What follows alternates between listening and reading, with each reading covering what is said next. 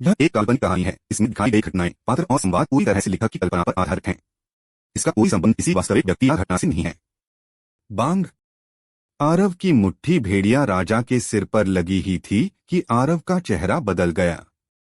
उसके बाद उसकी बाह से एक जबरदस्त बल आया और बिना किसी शक के आरव इस जबरदस्त बल से दूर जा गिरा। धड़ाम। लगभग 25 मीटर उड़ने के बाद आरव आखिरकार जमीन पर जोर से गिरा। दूसरी ओर भेड़िया राजा का शरीर हवा में कुछ देर के लिए रुका और फिर वह मजबूती से जमीन पर उतर गया। जाहिर है पहले हुई टक्कर से उसे बिल्कुल भी चोट नहीं लगी थी। हालांकि आरव का मुक्का पूरी तरह से बेकार नहीं था, क्योंकि कम से कम भेड़िया राजा के माथे पर एक बहुत ही साफ मुक्के का निशान दिखाई दिया था। आरव जमीन से उठा और फिर उसके दाहिने हाथ से उसके पूरे शरीर में दर्द और कमजोरी फैल गई। ठीक इसी समय उसके शरीर के भीतर छोटा भंवर घूमना शुरू हो गया। छोटे भंवर के घूमने के साथ उसके आत्मिक केंद्र के भीतर से सुनहरी गूढ़ ऊर्जा के निशान बहने लगे और फिर गूढ़ ऊर्जा के ये निशान उसके पूरे शरीर की नसों की ओर बह गए और उसके शरीर की मरम्मत करने लगे। जब उसने अपने शरीर की स्थिति महसूस की तो आरव ने एक गहरी सांस ली और दूर खड़े भेड़िया राजा की तरफ देखा। आरव को यह मानना पड़ा कि डार्क बिस्ट की शारीरिक ताकत बहुत भयानक थी। अगर एक मानव जो पहले दिव्य स्तर का विशेषज्ञ होता, अगर वह पहले के हमले से ग्रस्त हो जाता, तो अगर वह विशेषज्ञ हमले से मरता नहीं तो वह निश्चित रूप से घायल हो जाता। हालांकि जो भेड़िया राजा उसके सामने खड़ा था वह पूरी तरह से बेदाग था। भले ही उसे उम्मीद थी कि इस मुक्के से भेड़िया राजा को ज्यादा नुकसान नहीं होगा, लेकिन जब उसने देखा कि वह पूरी तरह से बेदाग है तो आरव थोड़ा उदास महसूस कर रहा था। हालांकि शुक्र है यह भेड़िया राजा तलवार संप्रदाय के भीतर राजा स्तर के डार्क बिस्ट की तुलना में अभी भी थोड़ा कमजोर था। फिर भी वह तलवार संप्रदाय के भीतर उस राजा स्तर के डार्क बिस्ट के साथ अपने मुक्के का उपयोग करके आमने सामने टकराने की हिम्मत नहीं करता। आरव ने अपने विचार रोके और एक गहरी सांस ली, इससे पहले कि उसने अपने ऊपरी शरीर से कपड़े और कवच हटा दिए जिससे उसकी कांस्य रंग की त्वचा दिखाई दी। उसने अपनी मुट्ठियों को थोड़ा फैलाया जबकि उसके शरीर में गूढ़ ऊर्जा उमड़ रही थी और फिर उसकी मुट्ठियां तुरंत सुनहरी रोशनी की एक चमकदार परत से ढक गईं। वह आज दिल खोलकर लड़ना चाहता था। जब भेड़िया राजा ने देखा कि आरव अभी भी खड़ा हो पा रहा है तो भेड़िया झुंड में मौजूद भेड़िए तुरंत हौवेल करने लगे, मानो वे कह रहे हों यह कैसे संभव हो सकता है। दूसरी ओर छोटा बैंगनी मिंक और ग्रे भेड़िया जो आरव को अच्छी तरह से जानते थे, वे सच में चौंके नहीं थे। खासकर ग्रे भेड़िया, क्योंकि वह आरव से लड़ चुका था और वह आरव की शारीरिक ताकत से अच्छी तरह वाकिफ था। हालांकि वह आरव की भेड़िया राजा के साथ लड़ाई का पक्षधर नहीं था, क्योंकि 9वें स्तर के डार्क बिस्ट और राजा स्तर के डार्क बिस्ट के बीच का अंतर बहुत बड़ा था। भले ही वह आरव का पक्षधर नहीं था, लेकिन वह इसे व्यक्त नहीं करेगा वरना उसे मार पड़ सकती थी। आखिर छोटा बैंगनी मिंक दूसरों को आरव को नीचा दिखाने से बहुत नापसंद करता था। जब उसने आरव को खड़े होते देखा तो बैंगनी मिंक की आंखों में उत्साह की चमक थी और ऐसा लग रहा था मानो वह भी लड़ाई में भाग लेना चाहता हो। इस समय भेड़िया राजा भी अपने दिल में बहुत हैरान था, क्योंकि यह इंसान जो उसके सामने खड़ा था वह शारीरिक रूप से उससे लड़ने के बाद भी मरा नहीं था। इसके अलावा जिस तरह से इंसान दिख रहा था तो मौत की तो बात ही छोड़ो, वह घायल भी नहीं हुआ था। इससे भेड़िया राजा बहुत गुस्से में था, क्योंकि एक इंसान शारीरिक रूप से उसके साथ लड़ने के बाद भी पूरी तरह से बेदाग खड़ा हो सका था। यह उसके मुंह पर एक सीधा तमाचा था। आओ! एक गुस्से भरी हौवेल गूंजी, इससे पहले कि भेड़िया राजा एक बार फिर से आरव पर हमला करे। भेड़िया राजा का शरीर आरव के शरीर से 10 गुना से भी ज्यादा बड़ा था। तो जब वह गुस्से में दौड़ रहा था तो वह एक चलती हुई पहाड़ी जैसा लग रहा था, और हर बार जब उसके पैर जमीन को छूते थे तो जमीन थोड़ी कांपती थी। वह जिस गति से भाग रहा था वह बहुत ही अद्भुत थी। जब आरव ने भेड़िया राजा को अपनी ओर आते देखा तो उसकी आंखें सिकुड़ गईं।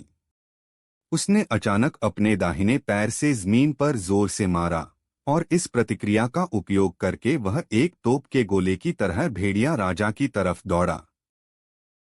जब वह भेड़िया राजा से सिर्फ 3 मीटर दूर था तो आरव ने एक जबरदस्त चिल्लाहट निकाली, और उसकी मुट्ठियां जो सुनहरी चमक के साथ चमक रही थीं, भेड़िया राजा के सिर पर जोर से लगी, जो उसके शरीर से भी बड़ा था। आरव ने इस हमले को अंजाम देते समय अपने शरीर की हर एक मांसपेशी को तनाव दिया था। हर जगह जहां उसकी मुट्ठियां गुजरती थीं, ऐसा लगता था मानो अंतरिक्ष फट गया हो और उनके पीछे एक तेज और कानफाड़ ध्वनि निकल रही थी। आसपास के सभी जानवरों की आश्चर्य भरी निगाहों के तहत यह आदमी और भेड़िया एक बार फिर जोरदार टक्कर से टकराए। बूम! हवा में गूंजने वाले एक जबरदस्त धमाके के साथ आरव को एक बार फिर दूर जा गिरा। भेड़िया राजा ने जब आरव को दूर जाते देखा तो उसने राहत की सांस ली। हालांकि अगले ही पल जो इंसान अभी अभी जमीन पर गिरा था वह फिर से खड़ा हो गया और पूरी तरह से ठीक लग रहा था। इसके अलावा उस इंसान ने उस पर हमला करने की पहल भी की। भेड़िया राजा बहुत हैरान था।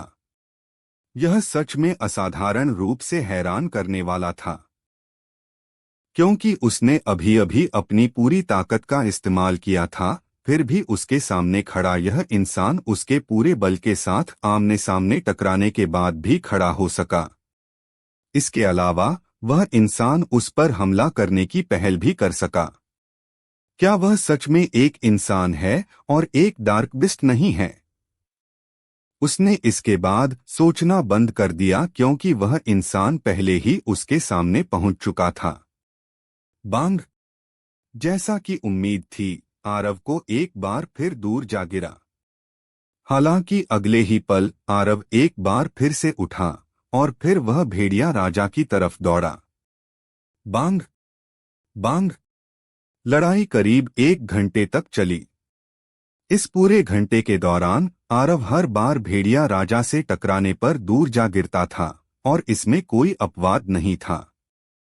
हालांकि आरव में सुधार भी हुआ, क्योंकि हर बार जब उसे दूर गिराया जाता था तो वह दूरी कम होती जा रही थी।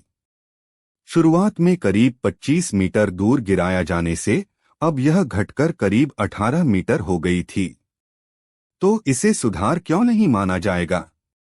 आरव स्वाभाविक रूप से कोई ऐसा व्यक्ति नहीं था जिसे मार खाना पसंद हो। उसने उस तलवार का उपयोग करने से परहेज किया जिसमें वह सबसे ज्यादा माहिर था। उसका कारण यह था कि वह भेड़िया राजा के साथ शारीरिक टकराव का उपयोग अपने शरीर को मजबूत करने के लिए कर रहा था। हाँ, उसके शरीर को जितना ज्यादा नुकसान होता था, उसके शरीर के भीतर का छोटा भंवर उतनी ही तेजी से घूमता था। साथ ही सुनहरी गूढ़ ऊर्जा की मात्रा जो बहती थी वह बढ़ती जा रही थी। भले ही यह थोड़ा दर्दनाक था, लेकिन इसका प्रभाव बहुत अच्छा था। ठीक इसी पल की तरह वह भेड़िया राजा की ताकत का आदी हो चुका था। बेशक वह सिर्फ इसका आदी था और प्रतिरोधी नहीं, तो उसे अभी भी दर्द होता था। जैसे जैसे उन्होंने आरव को बार बार दूर गिरते देखा और फिर भेड़िया राजा की ओर बार बार दौड़ते देखा, भेड़िया राजा के पीछे का भेड़िया झुंड पूरी तरह से हैरान था, क्योंकि वे भी भेड़िया राजा के इतने सारे हमलों को बिना घायल हुए सहने में असमर्थ थे। फिर भी उनके सामने यह इंसान ऐसा करने में सक्षम था। क्या वह इंसान सच में एक इंसान है या वह एक डार्क बिस्ट है? इस समय भेड़िया राजा के विचारों के समान ही विचार झुंड में मौजूद भेड़ियों के दिमाग में भी उठ चुके थे। इस समय ग्रे भेड़िया ने भी अपनी आंखें चौड़ी कर ली थीं और उसकी आंखें अविश्वास से भरी हुई थीं। वह जानता था कि आरव का शरीर बहुत मजबूत था, फिर भी उसने कभी कल्पना नहीं की थी कि आरव भेड़िया राजा के इतने सारे हमलों को सहने के बाद भी सच में खड़ा हो पाएगा। वह इतना मजबूत कब हो गया? यह बिल्कुल भी इंसान और जानवर के बीच की लड़ाई नहीं है, और यह जानवरों के बीच की लड़ाई है। हाँ, केवल डार्क बिस्ट के बीच की लड़ाई ही शारीरिक रूप से आमने सामने की लड़ाई होती थी, ठीक उसी तरह जैसे आरव और भेड़िया राजा लड़ रहे थे। ग्रे भेड़िया और झुंड में मौजूद भेड़ियों की राय में आरव की शारीरिक ताकत पहले ही भेड़िया राजा के बराबर थी। हालांकि केवल आरव खुद जानता था कि भेड़िया राजा की तुलना में उसका शरीर अभी भी काफी कमजोर था। भले ही भेड़िया राजा ने उसे बार बार दूर जा गिराया था, लेकिन उसने उसका पीछा नहीं किया था और दूसरे हमले के साथ उस पर हमला नहीं किया था या उसके सिर जैसे उसके महत्वपूर्ण बिंदुओं पर हमला नहीं किया था। इसके अलावा उसने अपने पंजों का भी इस्तेमाल नहीं किया था जो ब्लेड की तरह तेज थे। आरव जानता था कि भेड़िया राजा छोटे बैंगनी मिंक के बारे में चिंतित था। इसकी तुलना में उसने भेड़िया राजा को कोई भी भौतिक नुकसान नहीं पहुंचाया था जब से उसने उससे लड़ाई शुरू की थी। दूसरे शब्दों में, वह भेड़िया राजा की रक्षा को भेदने में असमर्थ था। शायद अगर वह एक उच्च स्तर के ताकत के तंत्र का उपयोग करता तो वह ऐसा करने में सक्षम होता, लेकिन इसका कोई मतलब नहीं होता। बेशक भले ही भेड़िया राजा ने अपनी पूरी ताकत का उपयोग नहीं किया था, आरव ने भी नहीं किया था। अगर उसने हाथ में एक तलवार पकड़ी होती और उसका इस्तेमाल किया होता तो उसे भेड़िया राजा को टुकड़ों में काटने की अपनी क्षमता पर भरोसा था। भेड़िया राजा ने अपनी पूरी ताकत का इस्तेमाल इसलिए नहीं किया था क्योंकि वह यह देखना चाहता था कि उसके सामने यह इंसान कितने हमले सह सकता है। वह एक झुंड का राजा था, तो शायद उसकी बुद्धिमत्ता इंसानों जितनी महान नहीं थी, लेकिन वह बिल्कुल भी बेवकूफ नहीं था। तो चूंकि वह रहस्यमय बैंगनी रंग का छोटा मिंक और दूसरा भेड़िया राजा इस इंसान के पक्ष में रहने के लिए तैयार थे, तो इस इंसान में निश्चित रूप से कुछ असाधारण बात थी। तथ्यों ने साबित किया कि इस इंसान में कुछ क्षमता थी। तो उसने अपने दिल में अहंकार को रोक लिया। चाहे वह डार्क बिस्ट हो या इंसान, जिन सभी के पास ताकत होती है वे सम्मान के लायक होते हैं। हालांकि अगर इस इंसान के पास सिर्फ इतनी ही ताकत थी तो यह उसे वश में करने के लिए पर्याप्त नहीं थी। वह इस बात से चिंतित नहीं था कि यह इंसान उसे जबरदस्ती वश में करेगा, क्योंकि अगर ऐसा होता तो उसके सामने का इंसान डार्क बिस्ट की दुनिया के विशेषज्ञों के प्रतिशोध का शिकार हो जाता। तो अगर यह इंसान उसे वश में करना चाहता था तो इंसान को उसे स्वेच्छा से वश में करना था। कुछ देर के लिए इंसान और भेड़िया दोनों के दिमाग में अलग अलग विचार थे और यह कहा जा सकता है कि अभी की यह लड़ाई सिर्फ एक वार्म अप थी। और 2 घंटे बीत गए। बांग! आरव को फिर से दूर जा गिराया गया और वह तेजी से वापस खड़ा हो गया। ठीक उसी समय जब उसने एक बार फिर से उस पर हमला करने का इरादा किया तो भेड़िया राजा आकाश की ओर गुस्से में हौबिल किया और फिर उसने अचानक अपने पंजों को, जो ब्लेड की तरह तेज थे, जमीन की तरफ स्वाइप किया। हिस! जमीन पर कुछ पंजों के निशान दिखाई दिए जो एक बाह जितने मोटे थे। जब आरव ने यह देखा तो वह रुक गया और उसने धीमी आवाज में कहा, क्या तुम गंभीरता से लड़ने का इरादा रखते हो? आरव ने एक गहरी सांस ली और फिर उसने अपने दाहिने हाथ को पलटा, जिससे उसकी तलवार उसके हाथ में आ गई। जैसे ही उसकी तलवार उसके हाथ में आई, आरव की प्रभावशाली आभा तुरंत बदल गई। साथ ही तलवार का इंटेंट उमड़ आया और भेड़िया राजा की तरफ फैल गया। असली लड़ाई अब शुरू होती है। दोस्तों, स्टोरी को लाइक, शेयर व सब्सक्राइब कर दिया करो जिससे मुझे मोटिवेशन मिलता है। जैसे ही आरव की तलवार इंटेंट ने भेड़िया राजा को घेरा, उसकी अभी अभी भड़की हुई प्रभावशाली आभा तुरंत दब गई। अपनी आभा को दबते हुए महसूस करते ही भेड़िया राजा की पुतलियां सिकुड़ गईं और उसकी आंखों में एक बेहद गंभीर भाव आ गया। इस बार उसने आरव को एक सच्चा प्रतिद्वंद्वी मान लिया था। हाँ, सिर्फ तलवार इंटेंट के कारण भेड़िया राजा को आरव को गंभीरता से लेना पड़ा था और यह दिखाता था कि तलवार इंटेंट कितनी भयानक थी। आओ! एक दुनिया हिला देने वाली दहाड़ गूंजी और भेड़िया राजा आगे कूदा। उसके पंजों से चमकदार ठंडी चमक निकल रही थी और वे हवा में एक तेज कानभेदी सीटी जैसी आवाज करते हुए आरव की ओर झपटे।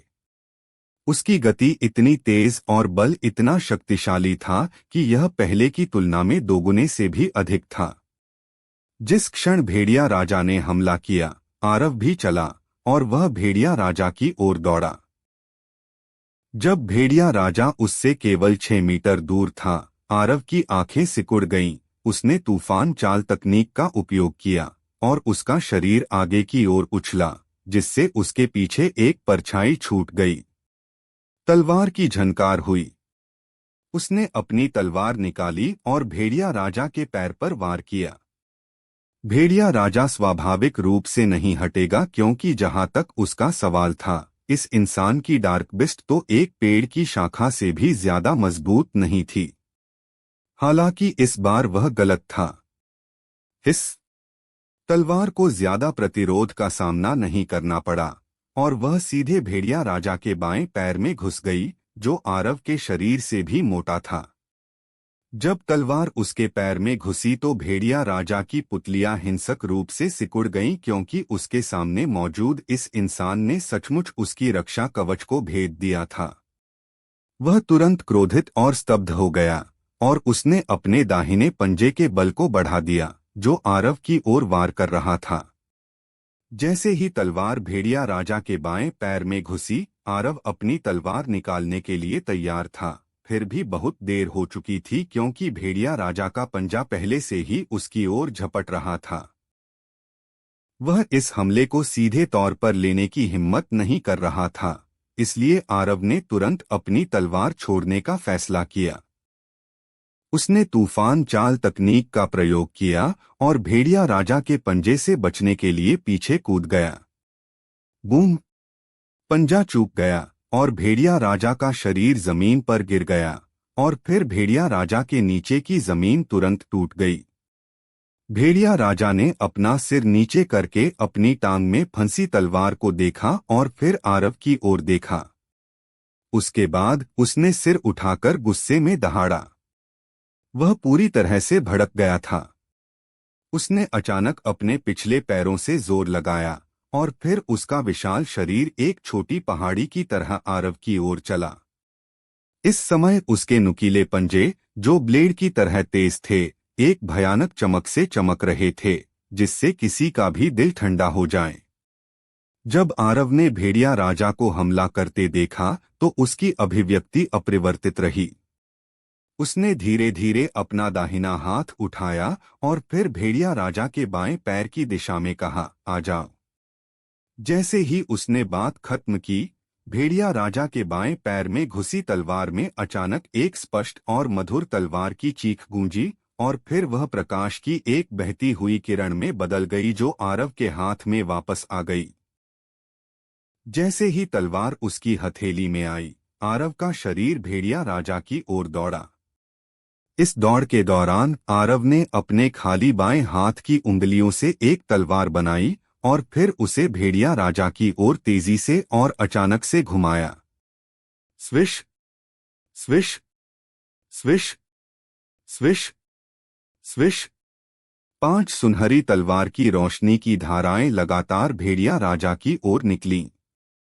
भेड़िया राजा फिर भी नहीं हटेगा, क्योंकि वह हटने से घृणा करता था। बेशक इतनी कम दूरी पर वह हिल भी नहीं पाता था। Boom, boom, boom, boom, boom.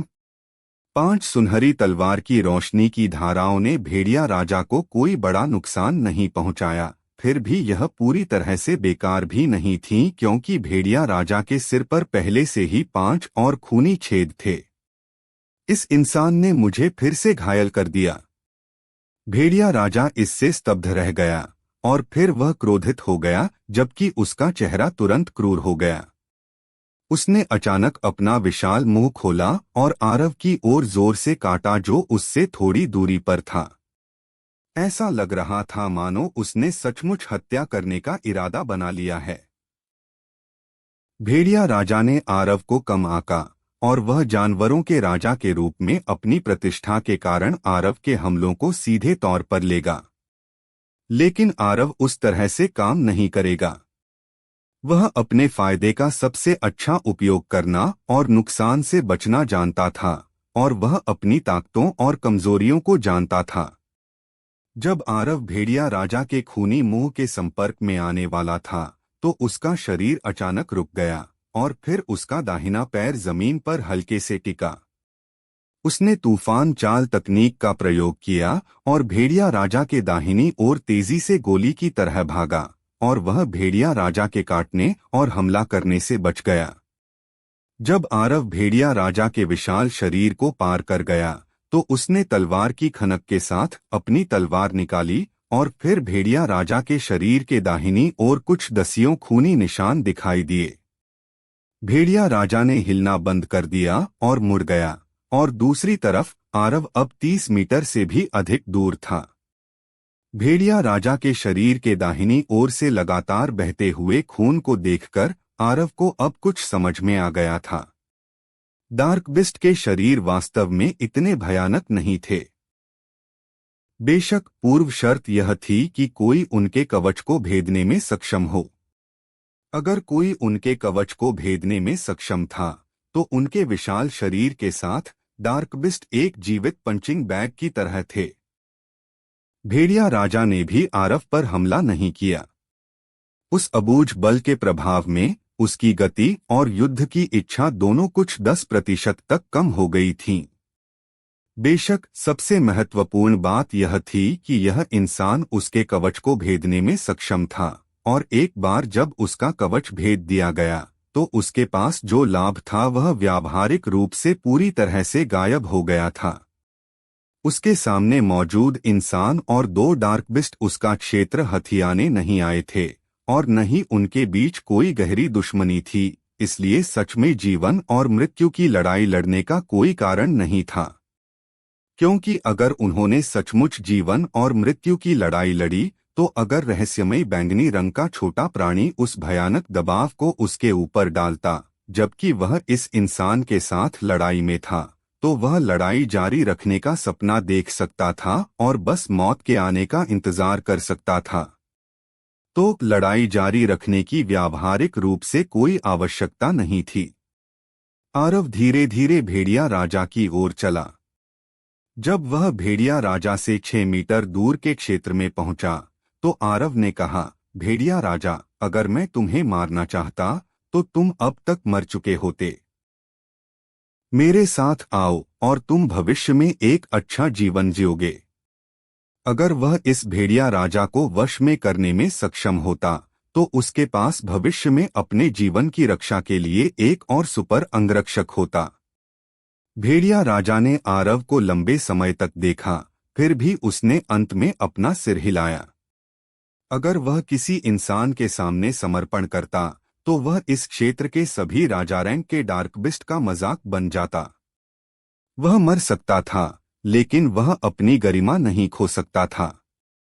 जब आरव ने भेड़िया राजा को अपना सिर हिलाते देखा तो वह भौंक गया। ठीक इसी समय ग्रे भेड़िया और बैंगनी मिंक चले आए, और फिर बैंगनी मिंक ने भेड़िया राजा को जोर से घूरा। भेड़िया राजा बैंगनी मिंक से बहुत डरता हुआ लग रहा था, और वह तुरंत कुछ कदम पीछे हट गया और बैंगनी मिंक की नजर से मिलने की हिम्मत नहीं की। ग्रे भेड़िया भेड़िया राजा के पास गया, और फिर उसने भेड़िया राजा के साथ बातचीत शुरू कर दी। जैसे जैसे ग्रे भेड़िया भेड़िया राजा से अस्पष्ट रूप से बात करता रहा, भेड़िया राजा की आंखें धीरे धीरे चौड़ी हो गईं, इससे पहले कि वह बस उसमें एक इंसान का सिर फिट कर सके। थोड़े समय बाद भेड़िया राजा ने आरव की ओर देखा, या अधिक सटीक रूप से कहें तो वह आरव के पेट की ओर देख रहा था। जब आरव ने यह देखा तो उसकी भौहें ढीली पड़ गईं, और उसने बैंगनी मिंक की ओर देखा और कहा, छोटे साथी, इसे अंदर भेजने में मेरी मदद करो।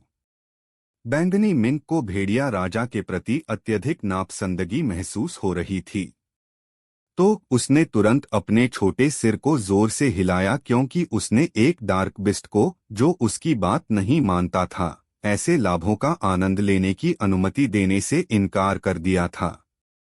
आरव खुद को हंसने से नहीं रोक सका, और उसने तुरंत धीमी आवाज में कहा, छोटे साथी, जरा सोचो। अगर यह मेरे साथ चलता है तो क्या तुम इसे अपनी मर्जी से तंग नहीं कर पाओगे? बैंगनी मिंक की आंखें चमक उठीं और फिर उसने सिर हिलाया। उसने भेड़िया राजा की ओर अपने छोटे पंजे को हिलाया, और फिर भेड़िया राजा तुरंत प्रकाश की एक बैंगनी किरण में बदल गया, जो आरव के शरीर में प्रवेश कर गई। जब भेड़िया राजा ने आरव के आत्मिक केंद्र के भीतर छोटे भंवर में जगह देखी तो वह अपनी शांति बनाए रखने में असमर्थ था। इसके अलावा जब उसने सुनहरे गूढ़ ऊर्जा के तालाब को देखा तो ऐसा लग रहा था कि उसने कुछ उत्तेजक पदार्थ ले लिया था, और वह असाधारण रूप से उत्साहित और प्रसन्न लग रहा था। उसके बाद उसने दहाड़ा, इससे पहले कि वह तालाब में घुसने का इरादा करता। ठीक जब वह तालाब में घुसने का इरादा कर रहा था, छोटा साथी उसके सामने आ गया, और फिर एक ऐसा दबाव जो स्वर्ग और पृथ्वी को ढक लेता था, भेड़िया राजा पर जोर से गिरा।